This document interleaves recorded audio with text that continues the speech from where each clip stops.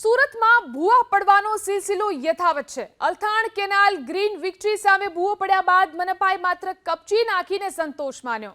જો કે વરસાદને કારણે ભૂવો પડતા મનપાની પ્રી મોન્સૂન કામગીરીની પોલ ખુલી, ત્યારે પાલિકાએ માત્ર કપચી નાખીને સંતોષ માન્યો। એ પણ કપચીનો ઢગલો કરી દેવામાં આવ્યો અને ભૂવાને બેરિકેડથી કોર્ડન કરી દેવામાં આવ્યો, ત્યારે વાહન ચાલકોને અકસ્માતનો અહીં ભય જોવા મળી રહ્યો છે।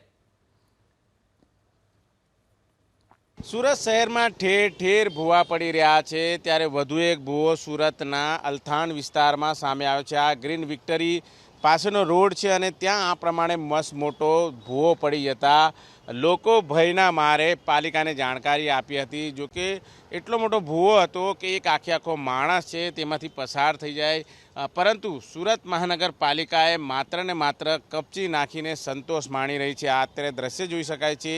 આ રીતે કપચી નાખીને અત્યારે જે કર્મચારીઓ છે એ રવાના થઈ ગયા છે, પરંતુ આ માર્ગ ઉપર સામે તમે જોઈ શકો છો વાહન વ્યવહાર ચાલુ હોય છે અને ડિવાઈડર પણ આવેલું છે, ત્યારે રાત્રિના સમયે જો કોઈ વાહન ત્યાંથી પસાર થાય તો અકસ્માતનો ભય પણ રહેલો હોય છે। આ પ્રમાણે સુરત ટ્રાફિક પોલીસનો એક બેરિકેડ છે એ લગાવી દેવામાં આવ્યો છે અને રોડ છે એ સાંકડો છે।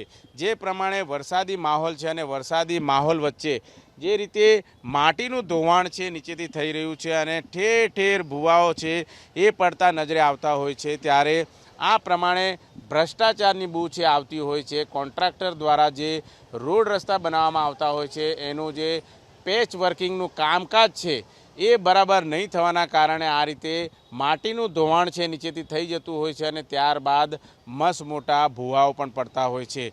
આ જે ગ્રીન વિક્ટરી આવી છે ત્યાં આ પ્રમાણે મેટ્રોનું કામકાજ ચાલે છે અને બરાબર તેની બાજુમાં જ આ રીતે મસ્ત મોટો ભૂવો છે એ પડી ગયો છે, ત્યારે લોકો આ ભૂવાને લઈને તાત્કાલિક ધોરણે સુરત મહાનગરપાલિકાને જાણકારી આપી હતી। સુરતના અલગ અલગ વિસ્તારમાં ભૂવારાજ છે, રોડ રસ્તા ઉપર આ પ્રમાણે મસ્ત મોટા ભૂવા પડતા હોય છે, ત્યારે જે રીતે વરસાદી માહોલની વચ્ચે જે પ્રી મોન્સૂન કામગીરીની વાત છે પાલિકા કરતી હોય છે, ગટરો તો સાફ થતી નથી, પરંતુ આ પ્રકારના મસ્ત મોટા ભૂવા છે એ જરૂર પડી રહ્યા છે।